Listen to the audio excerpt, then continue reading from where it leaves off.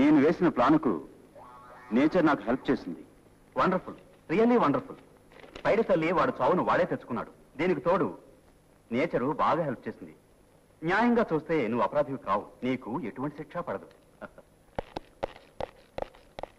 పైడి తల్లి ఎక్కడున్నాడు? I'm sorry Sridhar, కూర్చో. నిన్న రాత్రి శ్మశానంలో భయపడి చచ్చాడట. Oh no no, impossible. ఉన్న ఒక్క ఆధారం పోయిందా? ఇప్పుడేం చేయాలి? ఇప్పుడేం చేయాలరా? నా తులసి బ్రతకదు, నా తులసిక బ్రతకదురా. Sridhar, what is this? నువ్వే ఇట్లా వేస్తే ఎట్లా? ట్రై చేద్దాం, ఇంకా ట్రై చేద్దాం. Try again. పైడి తల్లి శ్మశానానికి ఎందుకు వెళ్ళట్టు? పాప తల వెంట్రుకలు కాచటానికి. ఈ విషయం నీకెలా తెలుసు? పైడి తల్లి చనిపోవటం నారాయణ చాటుగా చూశాడట. పైడి తల్లిని నువ్వెందుకు వెంబడించావు? శ్రీధర్, అనిత చావుకి పైడి తల్లే కారణం. పాప అనారోగ్యాన్ని బాగు చేస్తానని ఉపాయం చెప్పి ఆమె శీలాన్ని దోచుకున్నాడు. నిజమని నమ్మి పాప ఆరోగ్యవంతురాలు కావడం కోసమని తన శీలాన్ని త్యాగం చేసింది. అనిత ఆత్మహత్యకి పైడి తల్లే కారణం.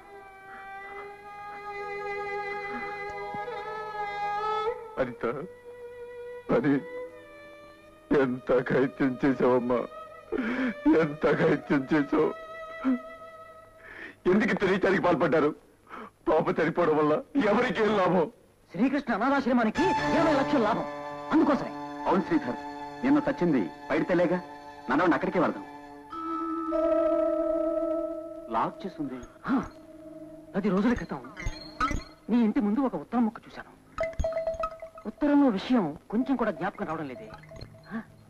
ఏ ఉత్తరం? దాని మీద ఊరి పేరు ఏమన్నా ఉందా?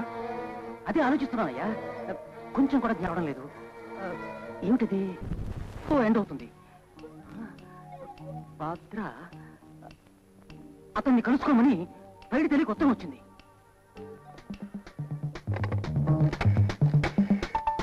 హలో హలో ఆపరేటర్, పుట్పిట్టు రామ్ సింగ్. హలో రామ్ సింగ్, నేను సార్. బిస్తా అనే ఊరు ఎక్కడుంది? అర్జెంట్ గా చూసి చెప్పు. అవును, బిస్తా. ఇప్పుడు టైం రెండింది, ఇంకా సరిగ్గా 10 గంటలు మాత్రమే ఉంది. ఒరిస్సా స్టేట్ లోని గంజాంకి వెళ్ళాను మనం. విద్యాపతి, కార్ ట్యాంక్ ఫుల్ చేయించు. అలాగే దీక్షిత్, మనం హాస్పిటల్ వెళ్దాం. ఒరే, నువ్వు సరిగ్గా 5 నిమిషాలు అక్కడ ఉండాలి. సరే. పాపను ఆఖరిసారి చూసి వచ్చేస్తాను. మన ప్రయత్నం సఫలం కాకపోతే తులసిని చూడటం ఇదే ఆఖరిసారి అవుతుంది. సరిగ్గా 2 గంటల 15 నిమిషాలకి మనం ఊరు వదిలిపెట్టి వెళ్ళాలి. దీక్షిత్, త్వరగా బయలుదేరు. ఇక్కడి నుంచి సరాసరి 800 కిలోమీటర్లుంది. అంటే మనం గంటకి 100 కిలోమీటర్ల వేగంతో వెళ్ళాలి. Vidyapati, hurry up. Dixit, come on. కస్యామిని, కాస్యోష కామిని, హ్రాం, హ్రీం, శ్వేత, భీత, రక్త, కృష్ణ, ధూమ్ర, తీవ్ర.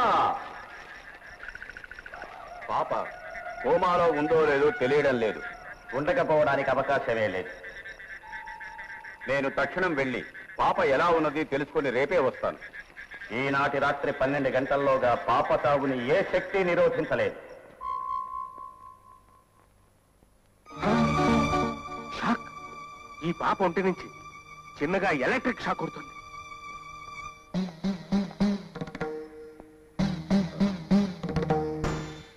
ఎక్స్క్యూజ్ మీ, ఆ మ్యాగ్యాన్ ఒకసారి.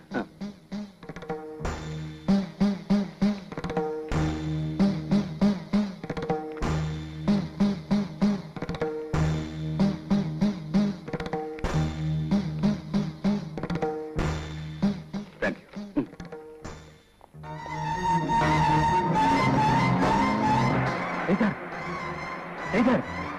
నెమ్మదిగా కంట్రోల్ అవుతాను. డాక్టర్ జయదేవ్, ఓ నిమిషం ఎలా వస్తారా? తులసి ఒక రోజు కంటే బతకడం కష్టం.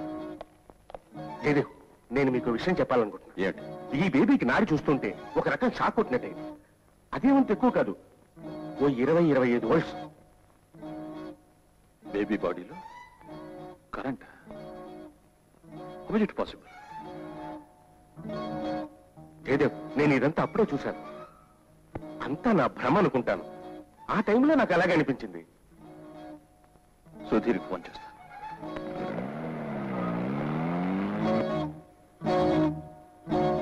సార్, ఏం చేయాలో చెప్పండి సార్. సుధీర్, మీకు గంట టైం ఇస్తున్నాను.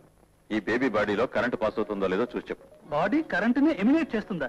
చేసిన ఈ మీటర్ చూపిస్తుందా? మీకు ఏమైనా వాదించడానికి సమయం కాదు, చెప్పినట్టు చేయి. చూడండి, ఇది హాస్పిటల్, ఎలక్ట్రిక్ షాప్ కాదు. ఇక్కడ వోల్ట్ మీటర్స్ అవి తీసుకురాకూడదు.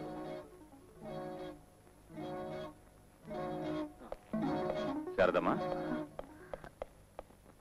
మీ ఇంటికి వెళ్దాం పదండి. దేనికి? చూడమ్మా, అంతా తర్వాత చెప్తాను. బేబీ నిద్రపోతుంది, మనం త్వరగా వచ్చేయాలి.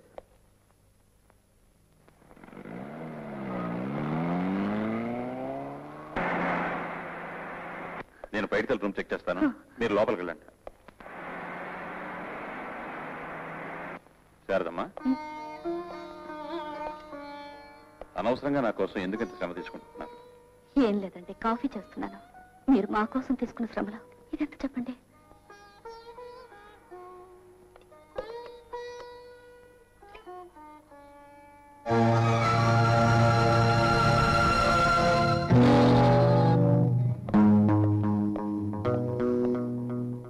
Console of hypnotist, 8,64,000 units.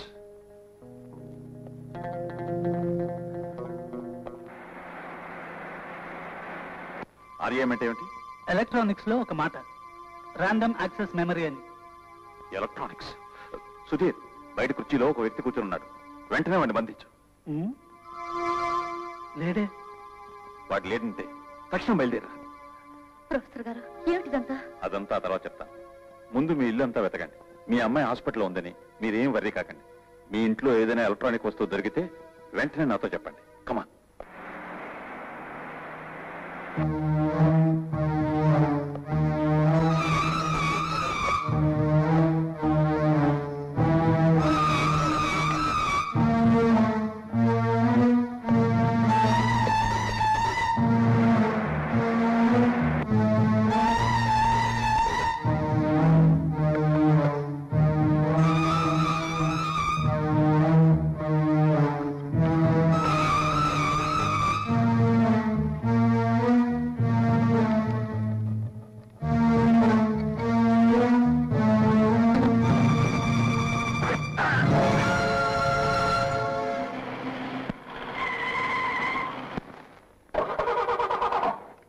ఈ సమోసా గురించి అడుగు చెప్తా. మా తాత పక్కింటి స్త్రీల రొమాన్స్ గురించి అడుగు చెప్తా. ఈ యోశ్రీ రేపరా మనకు తెలియదు. రే నీ ఎప్పుడు సమోసాలు రొమాన్స్లు తప్ప ఇంకో మాట తెలీదా? పోయినీ. రావయ్య ఎంతో నమ్మకస్తుడైన వాడు, ఎన్నో సంవత్సరాలుగా మా ఇంట్లో ఉంటున్నాడు. ధనం మనిషిని ఎంతైనా దిగజారుస్తుంది.